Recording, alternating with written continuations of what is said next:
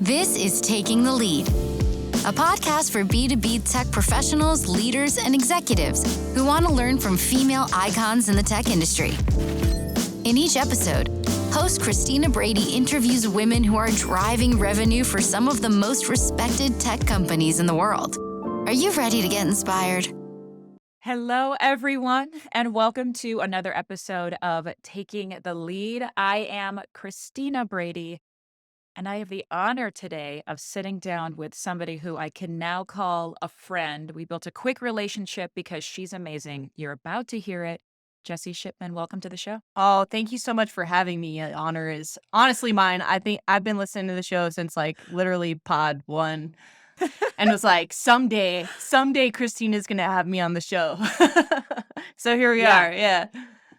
Today is that day. I had to wait until I had enough of a following to warrant someone such as yourself. This is what it's going to be. I'm just going to keep lifting you up. Okay, I appreciate it. Because you deserve it. Because you deserve it. You are, in my eyes, one of the unicorns of the world. You are a female tech founder. And it's like, if there's a sound effect of like a glowing, like this is what we want to strive for, to change the face of tech and do that with revolutionary women, BIPOC, the folks who don't normally get to be in the stage. You are one of the incredible women that is leading the way. So tell us a little bit about your story, your journey. I will let you spill everything you want to, and then we're going to dive in, because the other thing, spoiler alert, is Jessie is an expert in one of the areas where so many people I talk to every day are craving thought leadership and guidance, and that is in a partner sales motion. So little teaser before we get there. Tell us the tale of you. Yeah, for sure. My tale. Oh, gosh. Back way in the day in 1984 on a sunny beach in Hawaii. Really? Yeah, no, legit. I was actually born in Oahu, Hawaii. Little known fact about me. My dad was in the Air Force, and so he actually made, this is like way off tangent, but I think it's kind of interesting. No, it's not. No, it's not. We're here. So Stay yeah, here. Let's go. My dad was stationed in Turkey, and so they were like, "You're gonna go to Turkey for a year," and he was like, "I'm not bringing my family to Turkey, so when I get back, I want to go wherever I want." And they were like, "That's fine." And so he was like, "Hickam," so he got stationed at Hickam Air Force Base, and then I was born in Hawaii, so I'm a Hawaii native, but I left when I was 2 and grew up in Colorado and really consider Colorado home, which is where I'm at now. So fast forward to adulthood. Yeah, I started my career as a teacher. So I was a high school social studies classroom teacher at an all-girls school, and I loved every minute of it. I thought for sure, like, the only thing that really bummed me out was like just the super long hours, and always taking work home and that sort of thing. But I loved the kids. I love teaching. I'm a teacher. I'm still a teacher, even though I'm not a classroom teacher. And I just loved every minute. I thought for sure that I would always be a teacher, always be a classroom teacher. My husband and I decided that it was a good idea for us personally to move to Texas for 8 years. It was fine. So not to rag on any of the Texas people out there. I mean, Texas people love Texas. But when we got there, we immediately were like, well, mistakes were made. And then we stayed for 8 years. Yeah. Mistakes were made. We're going to live in them. Yeah, for sure. I mean, we were fully living in our mistakes. The 110-degree summers were definitely like a super drag. No, man. But, we left everything. This was 2009. So literally like the height of the recession, the 2008 recession, we undersold our house, sold everything we had and moved to Texas and moved into a 1-bedroom apartment. And then immediately got pregnant. Woo! I mean, what else are you gonna, it's a 1-bedroom apartment. You can only collide into each other. Fine. Yeah, it's totally fine. The only option. The living room is the baby's room. Totally. Yeah. So, what I learned in that time was that we can do almost anything with literally nothing. And it just, that 8 years of my life, and the scrappiness that I had to learn from not having something that was safe and secure completely changed the trajectory of my life and the correct trajectory of my career. So I really, really, really tried to get a classroom teaching job. I thought for sure that I would go to Texas, get a social studies job, and we would just carry on with life like we always had. And the reality of it was that, number one, I was young and ignorant, quite dumb. And I was like, I don't recall recognizing that I was in a global recession. Does that make sense? Like I Right. was like Yeah, blissfully same. like 23, like woo, or I can 25, do whatever. anything. I can do Can anything do I want. anything. All the Yeah. privilege will just come to me. It's fine. Yeah. And so I ended up like applying all over the Dallas Fort Worth area, just trying to get a role. And at the time, and I don't even know like really how legal this is, but at the time they were actually posting social studies teachers with football coach roles. So you couldn't be a social studies teacher unless you were also a football coach in Texas. And I was like, okay. You're like, sure, I'll do that. I'm young. I'm resourceful. I can do whatever I Yeah, want. I've watched a lot of football. That Yeah, qualifies same me, thing. right? Same thing. Same thing. So I ended up not being able to find a role as a teacher. So I went to work at Starbucks as a barista. Imagine, several months pregnant working as a barista at Starbucks is not only like tough physically, but also tough on my, like, truthfully, on my pride. I was like, I'm finishing my master's degree. Like, what am I doing here? But I did it, right? And like after insurance, my paychecks were like $7.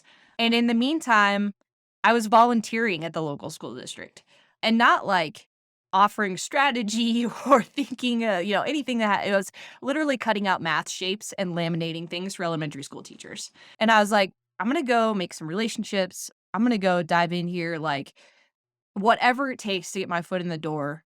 And I did, right? And where my unique skill set comes in is that I grew up with computers, right? I'm a what they call like a geriatric millennial. And Right there so with you. I remember when you use cassette tapes and I fully embrace all of the technology of the day, right? I did a digital portfolio in 5th grade where we were using like one of the first like Macs to like record with a VHS, and then you put your digital portfolio together on a Mac. And that was like a big deal, right? So I've This is just always how your mind works. Yeah. I mean, for me, I felt like I was a tech wizard because I could burn CDs off of LimeWire. I was like, look at me. I would Look at me. Yeah, New different level. in high school, I was teaching my teachers how to use their digital grade books.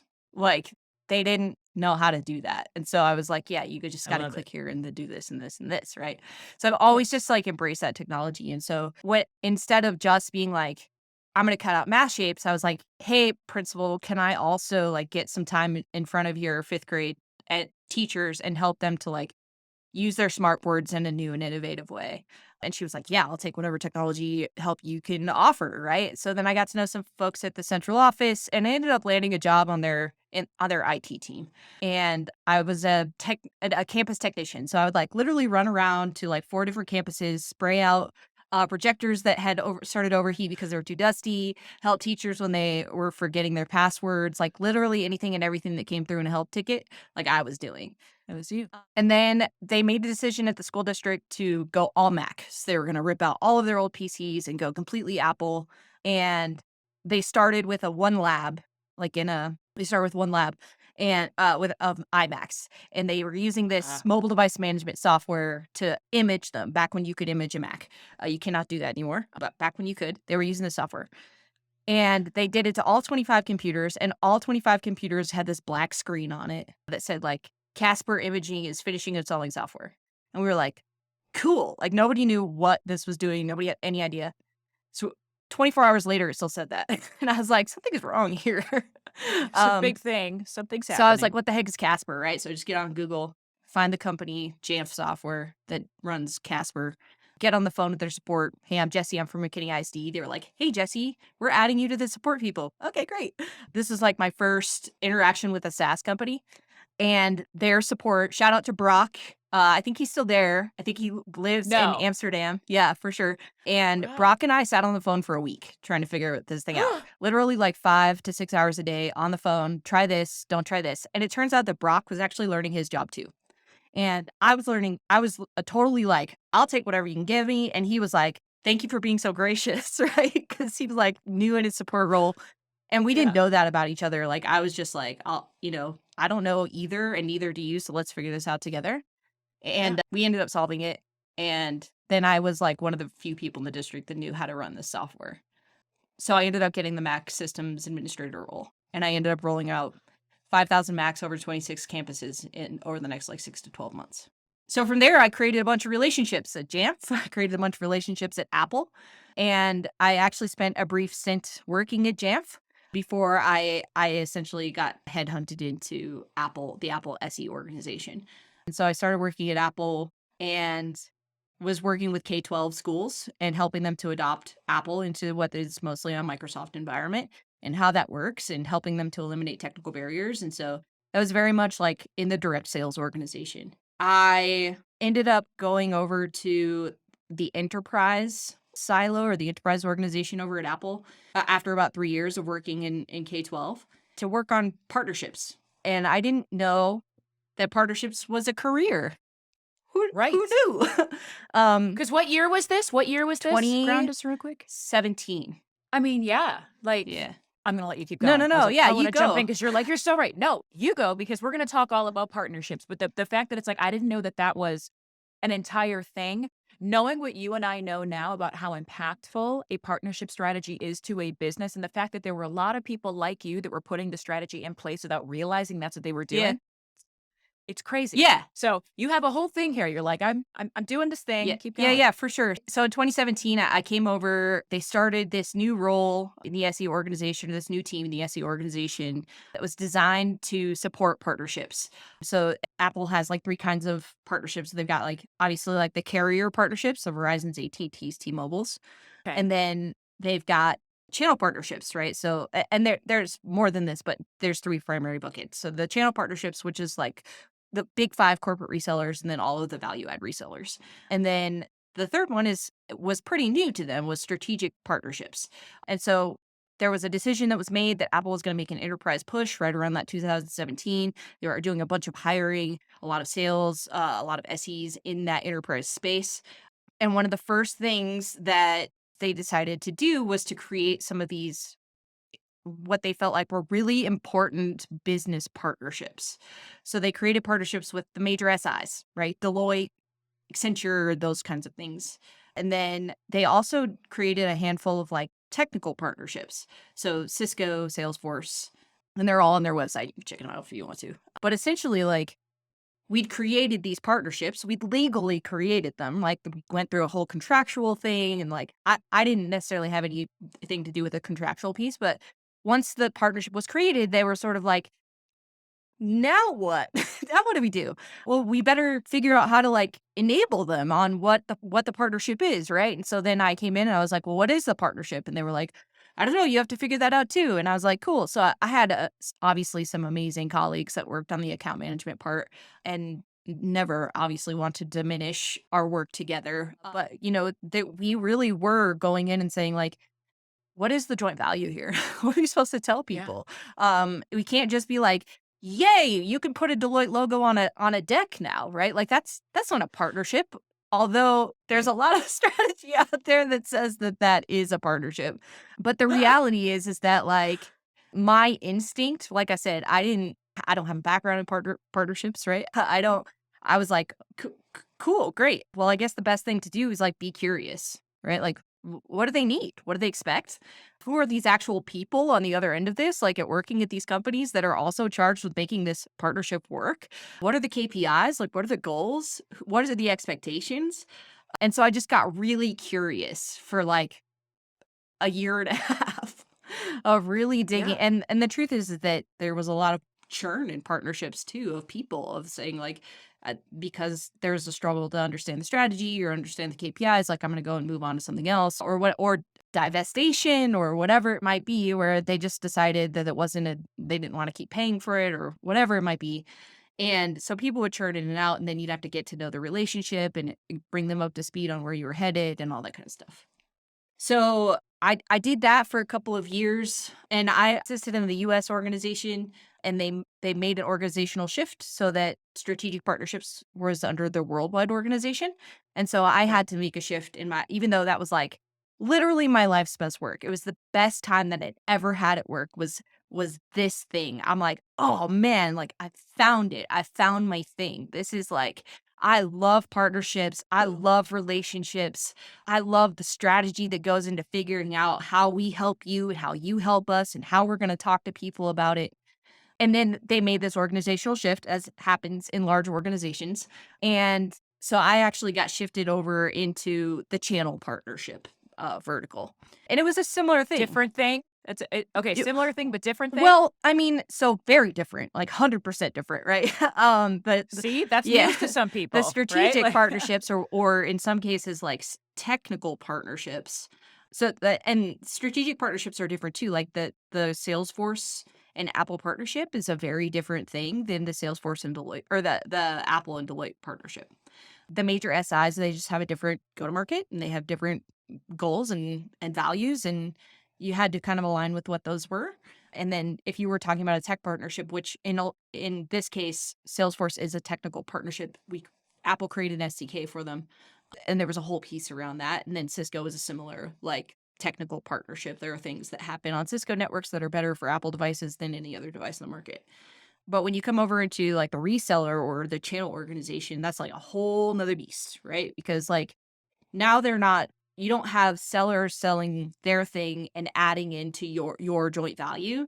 Now you have sellers who sell 1,000 things, and like having them be top of mind, having your product be top of mind for sellers who are like in this space, wholly unfamiliar with your product, why it works. Like the only thing that they've ever heard is that Apple's really expensive. Like they don't want to talk Right. about it. And so helping them to like really understand. But the motion of understanding that partnership, understanding the sellers in that partnership, and speaking to that, the starting with curiosity, like the figuring out how can I help? Where do I add value to you?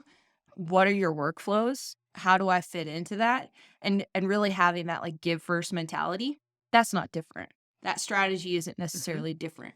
What the result of those inquiries are, very different. But strategy of getting started isn't necessarily. Okay. So during all of this time, though, do you have any questions? Gosh, I've been ranting. Listen, you're not ranting. This, first of all, I'm learning because you have this I can tell you're a podcaster because while you're telling your own personal story, you're taking natural sequiturs to be like educating on like, now this is what I mean by that.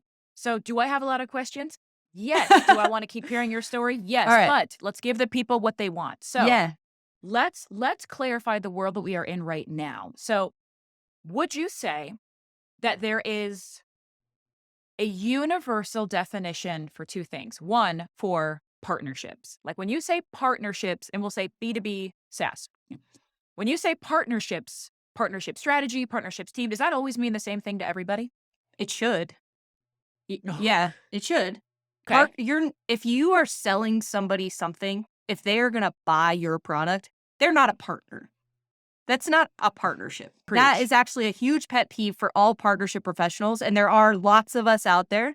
If you're out there listening and you are a BDR and you are sending a LinkedIn message or cold outreach where you're offering to be my partner, but really what you're doing is selling something, don't do that anymore. It's so frustrating.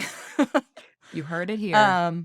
Just stop Yes. saying that. You're not a partner. Because that means something else. That means something else. Right. So not to put you on the spot, Yeah. but if you were to then actually define, so somebody brand new to the industry is like, what are partnerships? Yeah, for What would you sure. say? So it's two or more companies working together to bring a joint value to a customer or a set of customers that doesn't exist without that partnership, or like without them together.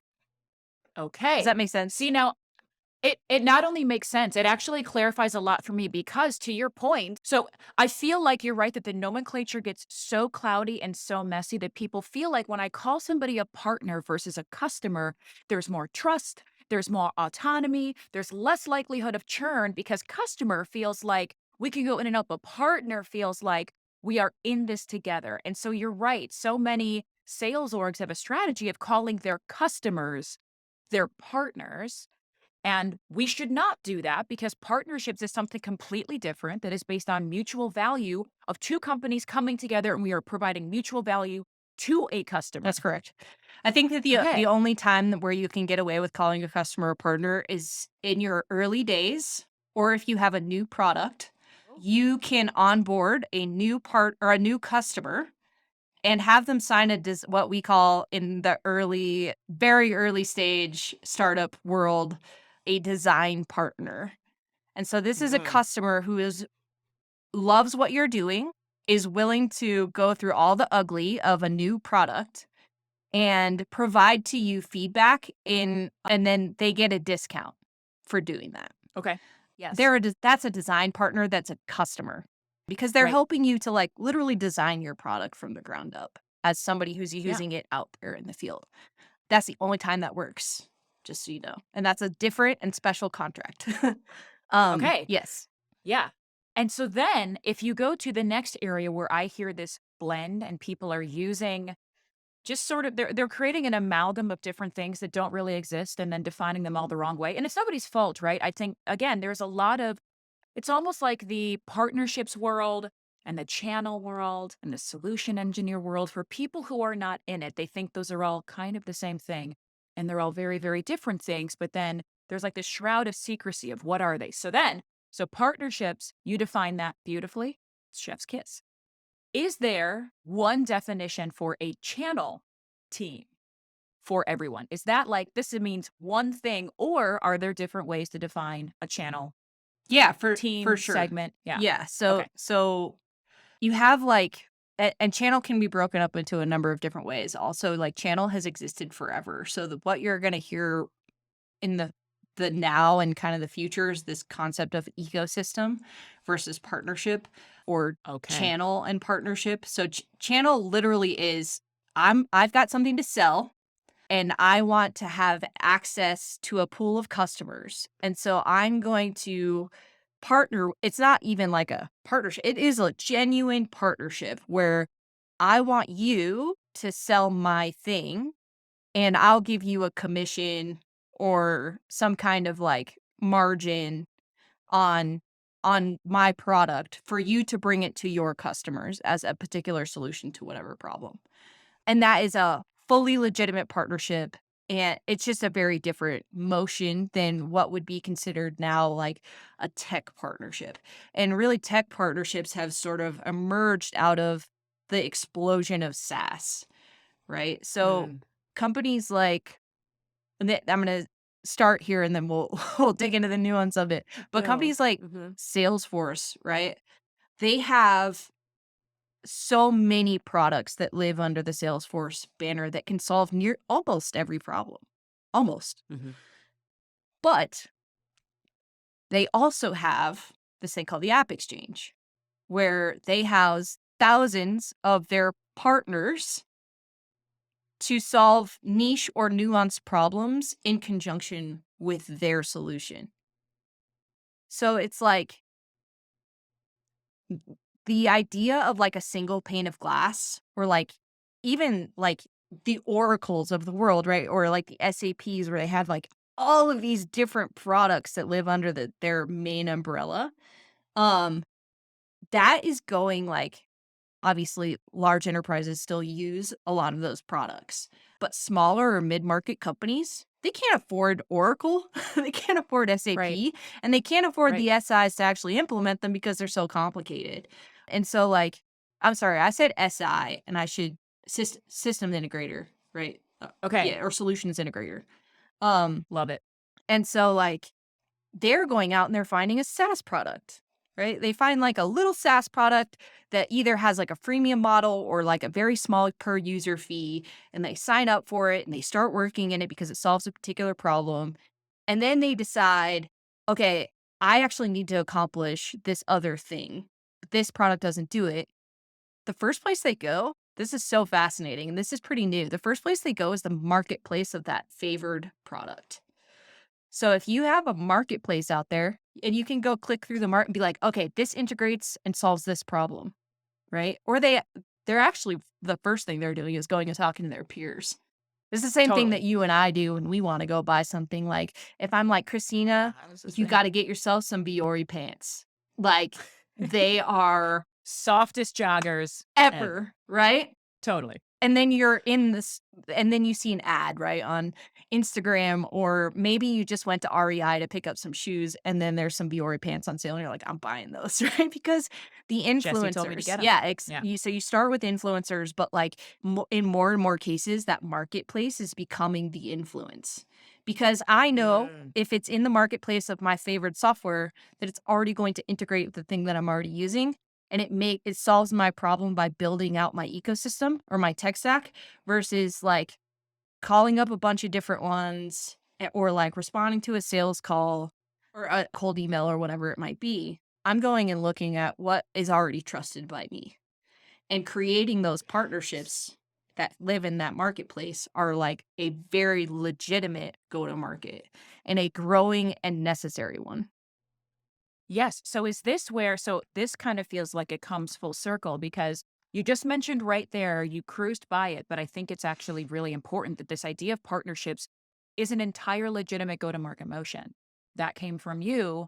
You just said that when we were prepping it and how to embrace that. So if I am the CEO, the founder, I am working with a product and I want to leverage this idea of having my brand, my product exist in one of these marketplaces where customers that don't know about me will shop with me through just the closeness of being a part of this marketplace, is that then my next move is go build a partnership with one of those companies, go start my own partnerships? How do I feel like I've just created a company? This probably sounds familiar to you. Just started a company and I want to figure out how I get in there and become that. What are the steps to actually making that partnership a go-to-market move for your own company? Yeah, so partnership as a go-to-market historically Yeah. has not started until you have like 200 employees. It's Okay. pretty This is good uncommon to know. to have. Now, Yeah. this isn't the way it should be, and I'll get to that. Mhm. But because there is a lot of like, I mean, it's whole other legitimate like should if we think about marketing and sales as like traditional go-to-market, partnerships isn't its own vertical. It's actually like the funnel that surrounds all of it. It's Ah. not partner sales and partner marketing. It's like partnerships as a strategy from CEO all the way down. And most partner programs don't operate in this way. Most partner programs came about because another company was like, "Hey, I think we could do this together." And they're like, "Oh, I guess we better hire a partner person." And then that person usually is somebody from sales who's doing that part-time until they figure out that it sort of kind of works. And then they make that person a partner person, but there's like no investment.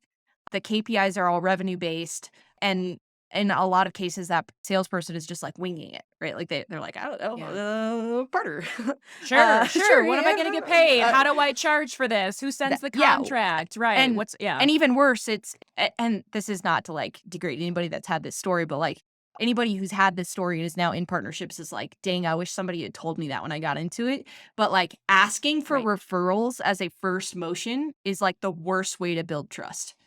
Because the fundamental foundation of partnerships is trust.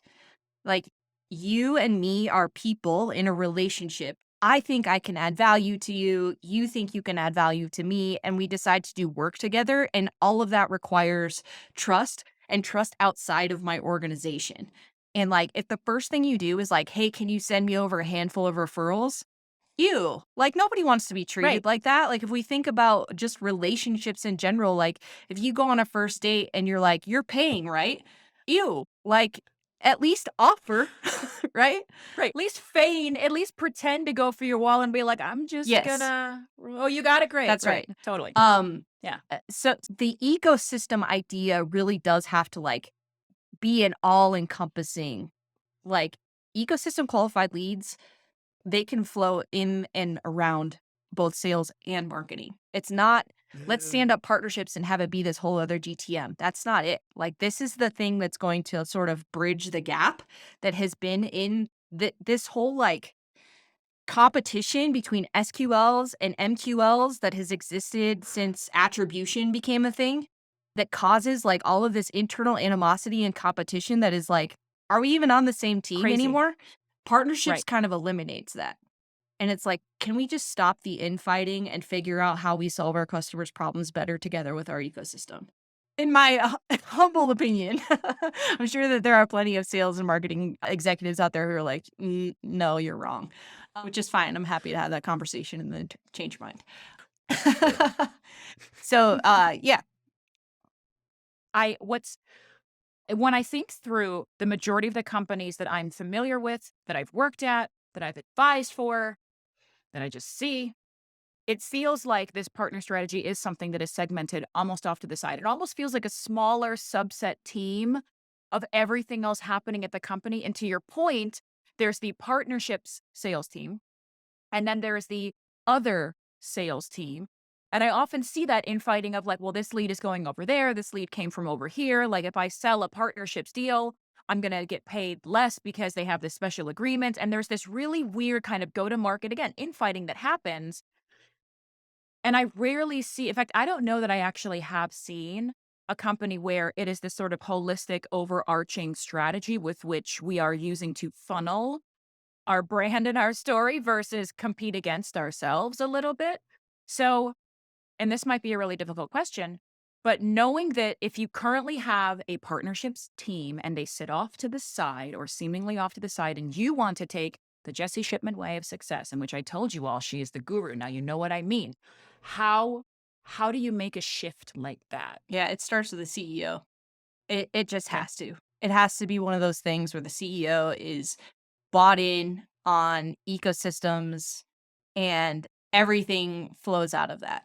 So you, instead of having revenue KPIs, you have KPIs on how many referrals your team is giving, right?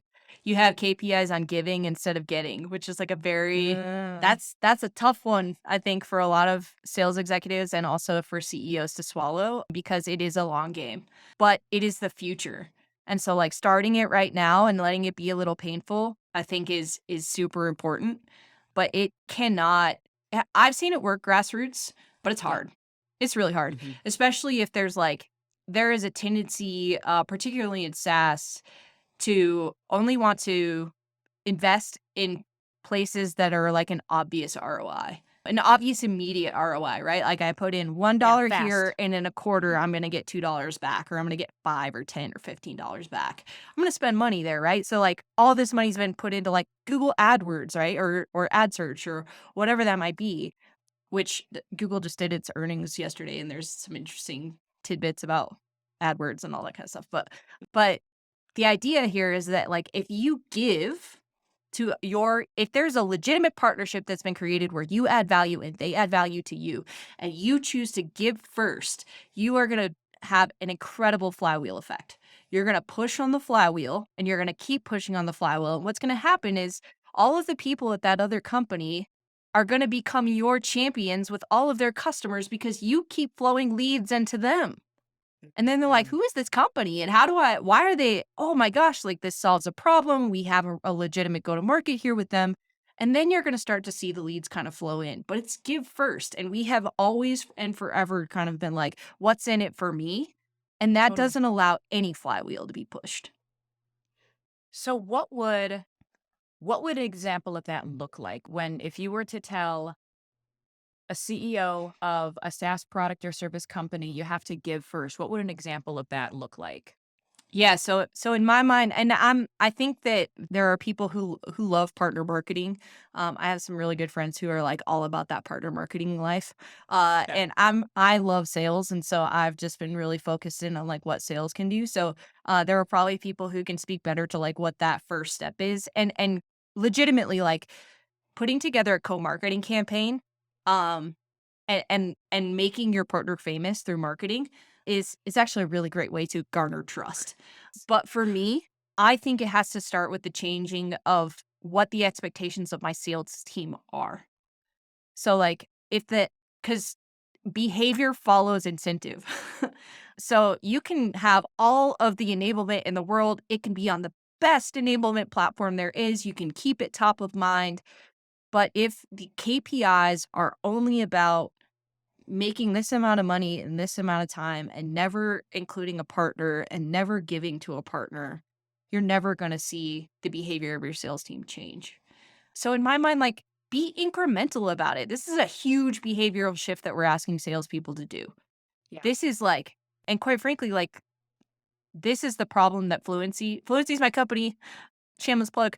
Great Fluency plug. is trying to solve this problem of being of sales teams actually not being able to hold all of their ecosystem information in their brain. Like, it's literally, if you have 50 partners, being able to articulate on the fly as a salesperson the joint value of all 50 partners is literally impossible for the human brain to do. Yeah. And so even if we solve that problem, like even if Fluency solves the problem of being able to get just in time enablement content partner enablement content in front of your internal sales team, if your sales team isn't incentivized to use partners, they're just going to ignore it.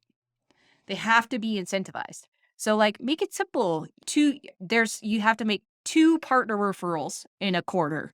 Like You can do that. That's so easy, right? Like just You can being do able to that. understand, like, I'm going to send my customer to this partner, or we're going to co-sell together because there's a real problem that can be solved here. And then you, as an AE, or a BDR or a CSM, like I actually have to understand what the joint value proposition is and that my customer is actually going to benefit from that referral before I send them. And that is where the behavior starts to change. But yeah, You did a perfect lead in. This is we're inside of each other's brains because I wanted to get to what you're doing right now and Yeah. how you have taken a lifelong journey of learning and executing in this really specific area and turned it into something that can genuinely help people in this area. So before we get into our rapid reveal, tell us where you are right now, hit on your company again, tell us what you do because it's important and it's meaningful. Let's hear it.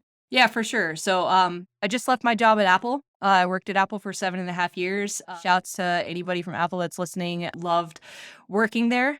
And like I said, found my absolute passion. Actually, like specifically shouts to like Meg Fisher was my my manager when I was working in strategic partnerships. And she just gave me all kinds of support and freedom and license to like find my thing and be passionate about it and like do it wholeheartedly. And I just got to give her a shout.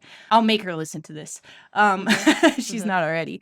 Yeah, tag her in it. Yeah, for sure. Yeah, so I just left Apple and I've started my own company. It's called Fluency, Fluincy, because you have to change a vowel in order to get a domain name. Pro tip. That's actually a pro tip. Yeah. And you can check it out at getfluency.com. Or you can also obviously find me on LinkedIn, and Fluency is on LinkedIn as well.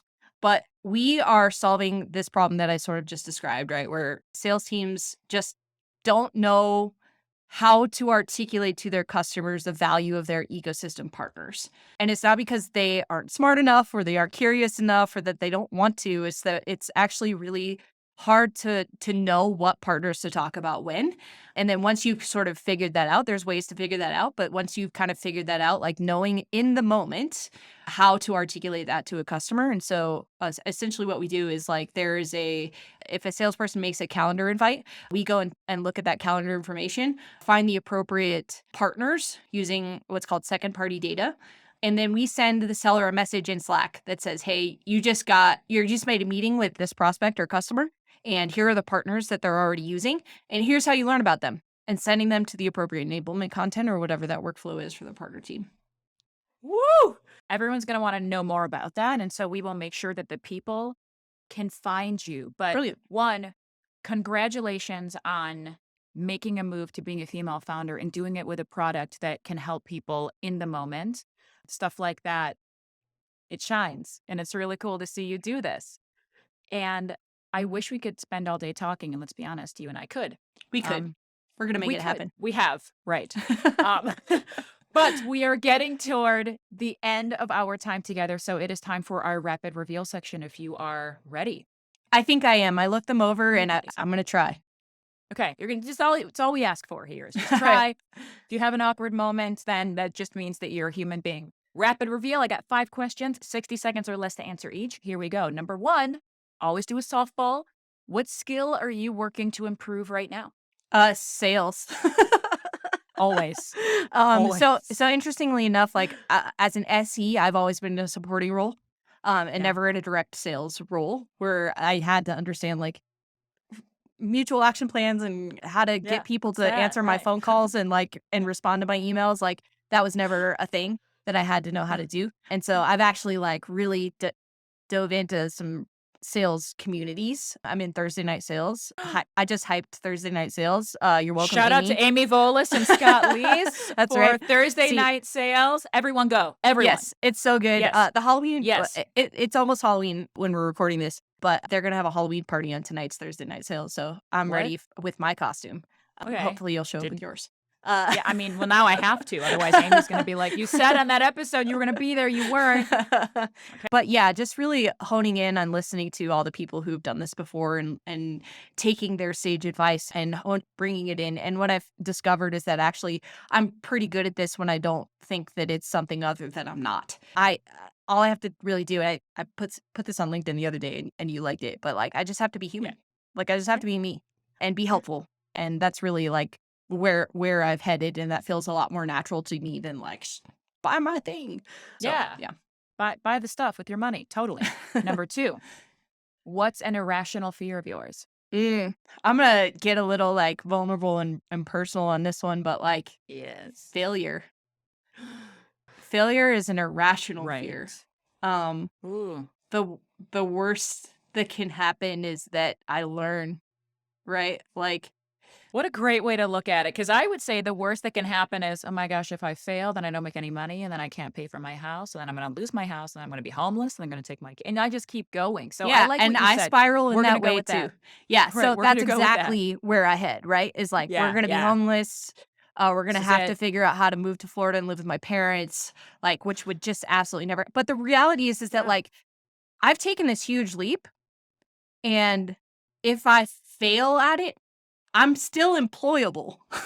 Yes. And I'm actually more employable than I was when I left my job that didn't require all of the skills that I'm learning as a founder. And so I have really had to figure out how to stop being afraid to fail. And I'm still afraid of it every day, not gonna lie. Totally. But it's entirely irrational. Yeah. And you can't lose. I like what you said. Okay. Number 3, what's the last great feedback you gave someone? I actually had a couple of calls with founders yesterday, other female founders who are building incredible things, by the way.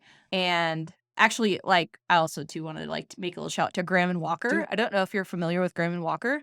So I am now. Graham and Walker is a VC, an all-female VC fund that only invests in female founders.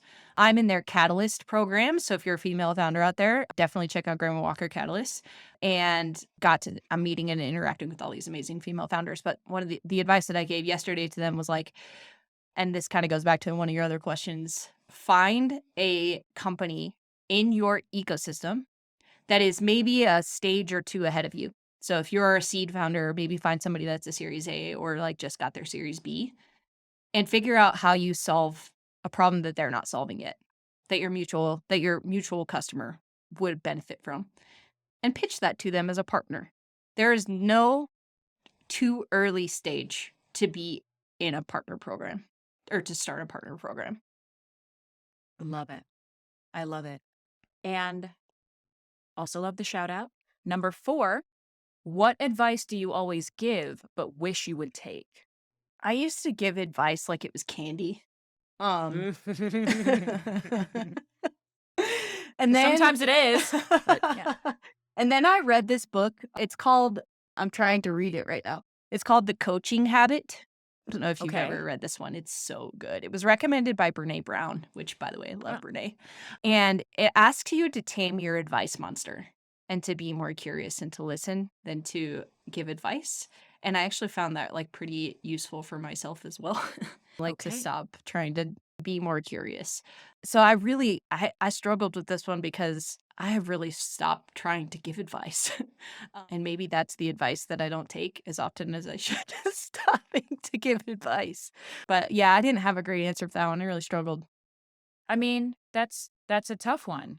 I feel like that maybe that question was in my own mind because I have so much advice that I'm always giving people, and then people are like, why don't you take your own advice on that one? I was like, you stop it, okay? You stop telling me to take my own advice. Number 5, what was your dream job as a child? Oh, I wanted to be an astronaut. Yeah, I still want to Really? be an astronaut. You can. You Uh, can. well, I Careers can aren't go. linear. I can go to space at this point, but I don't think, or at least I Maybe will be not. by the time I'm like 60 or so. I'll be able to go Right. to space as a traveler. But I think that Totally. the time has passed for me to become an astronaut. I'm going to be an Uh, astronaut. in Wow. reality, like, so I actually love math, but that was an adult revelation. So Yeah. what's a super bummer for me is that I didn't have like a really excellent math teacher until I was a senior in high school. And so like even though I actually have like a pretty solid mind for math and could have gone into an engineering role, like I was one of those 80s 90s kids where 80s 90s girls that was not encouraged to seek after math. And that has kept me from being an astronaut, Christina. Like, That's it. They damn ruined it. it. They've ruined it for you. The patriarchy. Come on. Ridiculous. Also like another cool little, and I know we got to go, but like that teacher, right? My 12th grade Yeah. math teacher that like everything clicked. She got it. Like she is now my daughter's math tutor. Okay. See, I love that. Yeah. Good stuff. And your Shouts to daughter, you, Joni. and listen, if your daughter wants to be an astronaut, I feel She's like her damn well mom's gonna gonna be an be astronaut. yeah, she's gonna be real 100%. supportive. You go to Yep. space with her. Do it like, can you go to space like in tandem, like you skydive?